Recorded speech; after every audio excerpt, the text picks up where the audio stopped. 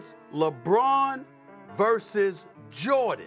Not LeBron's greatness. No one's bringing into question his greatness. Says a lot to me. I think that LeBron James, it's not his fault, but NBA rule changes had changed drastically from the bad boy Pistons to the New York Knicks with Anthony Mason and Charles Oakley and all of these guys and what have you. And so I just look at it from that perspective, and I think about what Michael Jordan had to endure because of the physicality of the game. When it comes to basketball royalty, the conversation has been polluted by names that do not belong. Too many have tried to insert other legends into a debate that never had room for more than two. The only true battle is LeBron James versus Michael Jordan. That is what Stephen A. Smith declared, and today we are going to break down his words, line by line, quote by quote, as he firmly sets the record straight. There is no disrespect in calling LeBron second because when the throne belongs to a man like Michael Jordan, it is not about hating greatness. It is about recognizing the bar that greatness can never reach again. This script will dive deep into 12 fierce takes from Stephen A. Smith, all of which will remind us why this debate has only two sides and only one winner. If you're ready to hear the real truth, to embrace the fire that comes with stating the facts boldly and unapologetically, then buckle up. And before we dive in, make sure to smash that like button, subscribe to NBA Showdown, and hit that notification bell because we are not afraid to tell it like it is. Let's begin. Stephen A. Smith opens this discussion by painting a vivid picture of what Michael Jordan had to survive just to reach the top. This is not about the rings. It is not even about the numbers. It is about the trials Jordan had to face in the 1980s. Back then, the NBA was a war zone of dynasties. The Philadelphia 76ers were no joke, led by the ferocity of Julius Erving and Moses Malone. Boston was a fortress with Larry Bird orchestrating a symphony of destruction. And then there were the Lakers, Showtime at its finest, where Magic Johnson and Kareem Abdul-Jabbar turned dominance into art. To climb past all that, Jordan had to sharpen every edge of his game, mentally and physically. This was not the soft league many play in today. This was a battlefield of legends, of Hall of Famers stacking banners and daring anyone to challenge them. For Jordan to eventually rise above that era and redefine what winning meant is not just impressive, it is otherworldly. Stephen A. is not just reminiscing about history, he is pointing to an uphill war that Jordan climbed without shortcuts, without help from rule changes, without jumping teams to form super squads.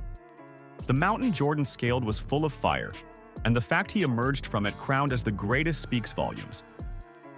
That is why the road to prosperity matters, because not all greatness is built equally. Some fight through fire, others walk red carpets. Jordan bled through an era that would have eaten most alive. That cannot be ignored. I think about the road to prosperity that Michael Jordan had to travel. I think about what the 76ers were in the 80s, what Boston was in the 80s, what the Lakers were in the 80s. In the next breath, Stephen A. goes deeper into Jordan's journey before he ever tasted glory. It is one thing to dominate when the path is clear. It is another thing to claw your way up when the giants have already claimed the summit. Before the 90s began, Michael Jordan had already been tormented by the Pistons, hunted by the Celtics, and boxed in by a league where physicality reigned supreme. But what did he do? He evolved. He didn't just bulk up, he toughened his mentality. He learned how to break systems, how to dissect defenses, and how to lead not just with stats but with an iron will. Stephen A. reminds us that Jordan's failures were not signs of weakness. They were the sharpening stones that forged a dynasty. When the 90s finally arrived, Jordan didn't just win, he annihilated everyone in his path. 6 titles, 6 finals MVPs, 2 three-peats. But none of that is as powerful as the climb itself. That climb through broken bones, bruised pride, and unrelenting opponents is why his ascension means more than just jewelry. Jordan didn't get handed anything. He didn't benefit from an era softening around him. He took hits that would sideline stars today and kept coming. That kind of greatness, that kind of perseverance, it is what separates immortals from mortals. Stephen A. is telling us, pay attention to the road, because who you beat to get there matters. And Jordan's path was straight through hell. I mean, the list just goes on and on. No matter who you put up there, I got LeBron ahead of all of them. Stephen A. puts a giant spotlight on something too many fans ignore: the environment. The NBA that Michael Jordan dominated was a gladiator pit compared to what LeBron has experienced. The rules were different. The pain was real. Back then, the league allowed brutal physicality. You could get bodied in the paint, clotheslined midair, and pushed to the brink just trying to make a play. The bad boy Pistons were not an exception. They were a symbol of an era. The Knicks under Pat Riley had enforcers like Anthony Mason and Charles Oakley. These were not just physical players, they were punishers. And Jordan still averaged over 30 points per game, still led his team to glory, and did it all without flopping or begging the refs for help. Stephen A. is not dismissing LeBron's greatness, but he is forcing us to understand that the path to dominance has changed. The league today is finesse, less contact, more spacing. Jordan was forged in chaos. He had to survive ambushes in the lane every night. And not only did he survive, he thrived. This is what makes Stephen A. so adamant. If you drop today's stars into that world, how many walk out the same? Jordan did it night after night, and it only made him stronger. That is why the road matters, because it tells us what greatness really had to endure. And Jordan endured more than any superstar has since. And although Michael Jordan didn't win a title, the road that he had to travel to ultimately ascend to the point that he got to once the 90s roll around. Stephen A. Smith draws a critical distinction here. Yes, LeBron James is a physical specimen. When he entered the NBA, he was a freight train wrapped in muscle and grace. Bigger, stronger, and faster than almost everyone else on the floor. But here's the question that Stephen A. throws in your face. So what? When the game tilts in your favor the moment you arrive, how much of your greatness was tested by adversity? LeBron walked into a league where defenses were no longer allowed to beat you up, where the three-point line stretched the floor, and where zone defenses created soft gaps. Meanwhile, Michael Jordan walked into the fire. He had to develop his body. He had to face literal beatdowns from teams like the Pistons, who saw him as a threat and punished him for daring to rise. LeBron had the gift of nature and the benefit of timing. Jordan had to build everything from the ground up. Stephen A. is not diminishing LeBron's gifts, but he is asking, what did LeBron have to overcome physically when he already had every physical advantage from the beginning? Jordan didn't have that. He became the strongest mentally, not just physically. He had to adapt. He had to change. He had to fight battles where the odds were not in his favor. LeBron was born with the tools. Jordan forged them in fire. That difference matters. Because being born with greatness is not the same as becoming it. JJ Redick's point. I got a 19-time All-Star, 6-time League MVP, a 6-time champion in Kareem Abdul-Jabbar. I got LeBron ahead of him. Stephen A. Smith is hammering this point again and again because people refuse to listen. The NBA that Michael Jordan dominated was a completely different league. The hand-checking, the bruising defense, the lack of protective rules, it all meant you had to earn every inch of space. Jordan had to endure years where defenders could literally guide you with their hands, hip-check you without consequence, and slam you to the floor without fear of ejection. Today's league is built on protecting the star. Back then, it was built on survival of the fittest. Stephen A. makes this crystal clear. Jordan didn't play in an age where you could flail your arms and expect free throws. He didn't have illegal defense rules opening up the court for him. He operated in chaos, in a jungle. And in that jungle, he became king. LeBron, by comparison, came up in a sanitized, media-friendly, offense-driven era. The path was simply smoother. That's not hate, that's truth. Stephen A. is saying stop pretending that all eras are created equal. They're not. And the fact that Jordan excelled in the toughest one makes him incomparable. The road LeBron traveled was lit with endorsements and fanfare from the beginning. Jordan had to drag his reputation out of the mud, step by painful step. That is why the difficulty of the path is not just a footnote. It is the defining factor. The rules favored Jordan's pain. The league now favors LeBron's shine. And that tells the whole story. In terms of what the NBA was allowing, the kind of things that were going on, and I view it from that perspective, and that's why I come to the conclusion that the road was tougher for Michael Jordan. This is where Stephen A. drops the hammer. He acknowledges everything Jordan went through, the beatings, the losses, the heartbreak, and still points to the fact that Jordan rose above it all. That is what makes a legend. It's not just about winning. It's about how you win. Jordan didn't cry about the rules. He didn't beg for trades. He didn't switch teams in search of easier rings. He stood his ground. He got stronger. He turned every defeat into a lesson and every lesson into a weapon. When he finally conquered the league, he didn't just win once. He dominated it 6 times over. No Game 7s. No need for help from outside forces. Just pure, unrelenting greatness. Stephen A. wants fans to understand that Jordan's rise is not some fairy tale.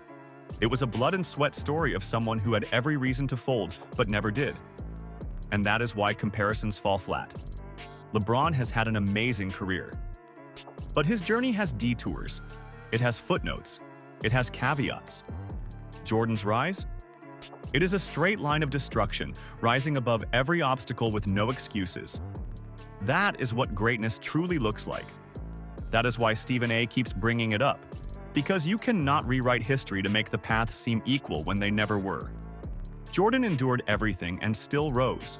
And in that rise, he built a legacy that even the most gifted athlete could never duplicate. Thousands of players in the NBA throughout history.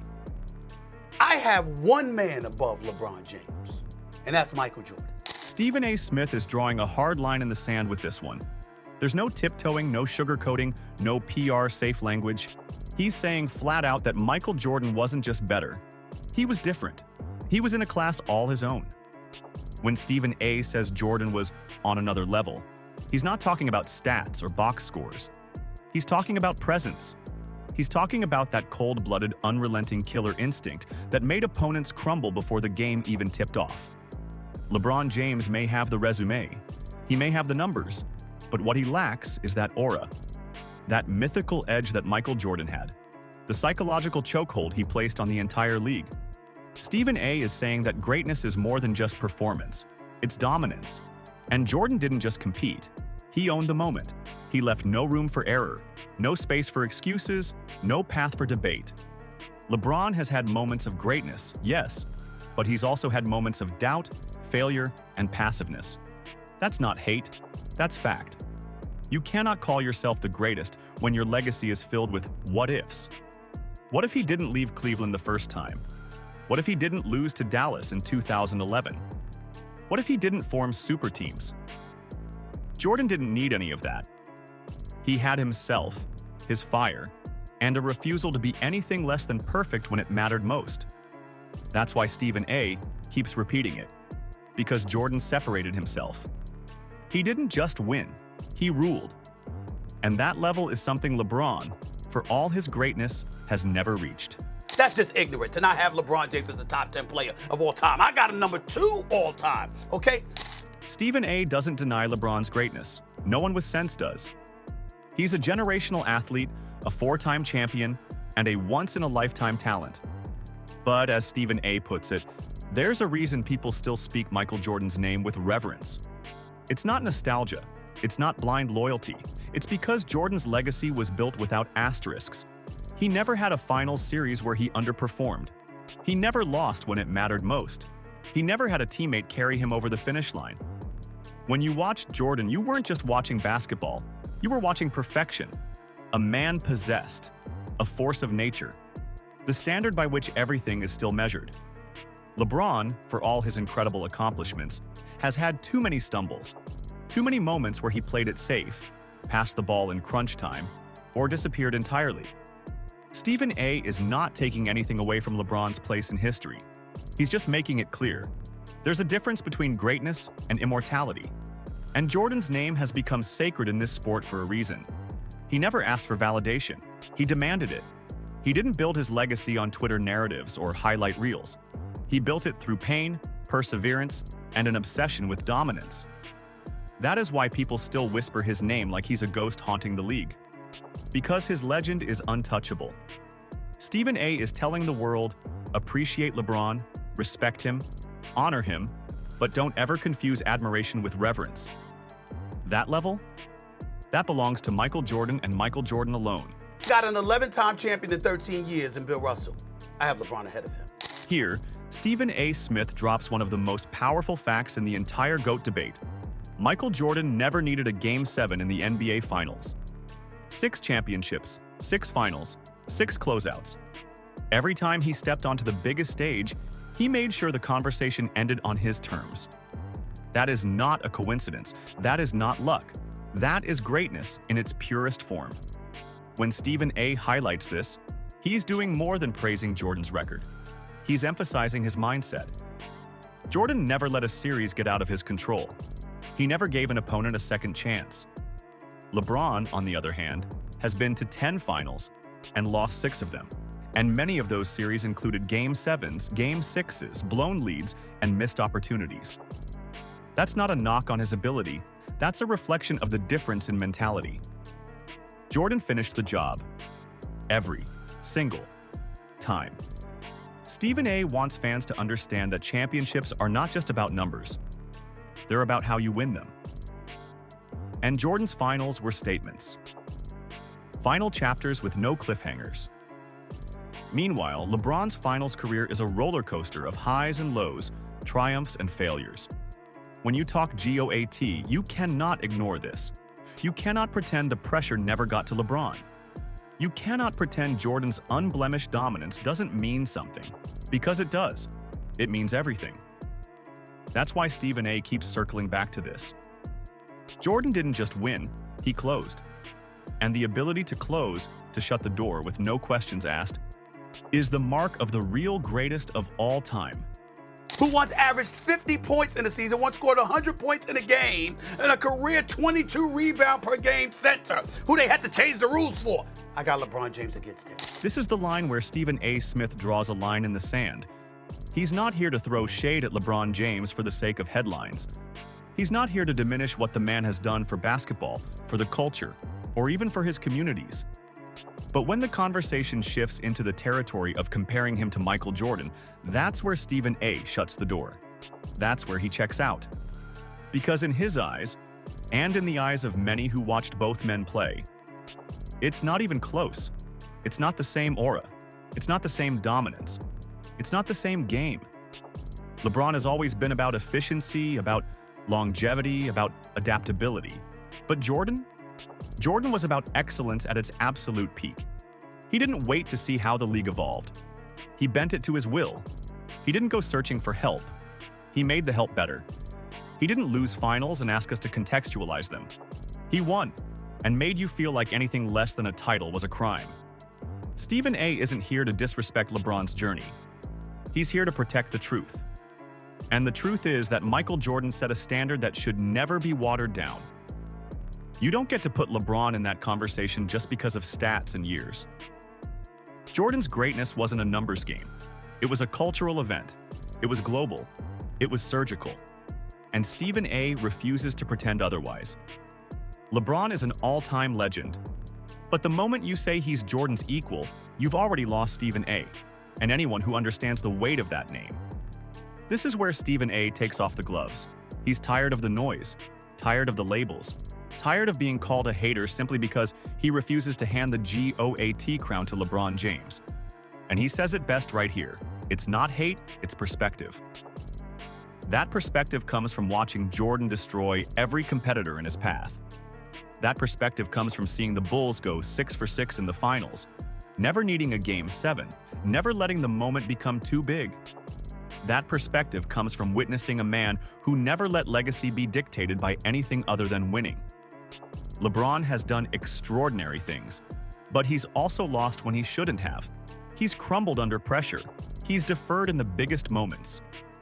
And that matters. You cannot have a real GOAT debate without facing those truths. Stephen A. is saying loud and clear that we need to stop confusing participation trophies with dominance. Greatness comes in levels, and while LeBron is undoubtedly on Mount Rushmore, there's a peak, a pinnacle, that only Jordan ever reached. That Stephen A. talks about is the realm of flawless greatness. The kind that defies analysis. The kind that doesn't need to be explained, only remembered. Jordan lives in that space. LeBron does not. And Stephen A. isn't afraid to say it because he's seen the difference with his own eyes.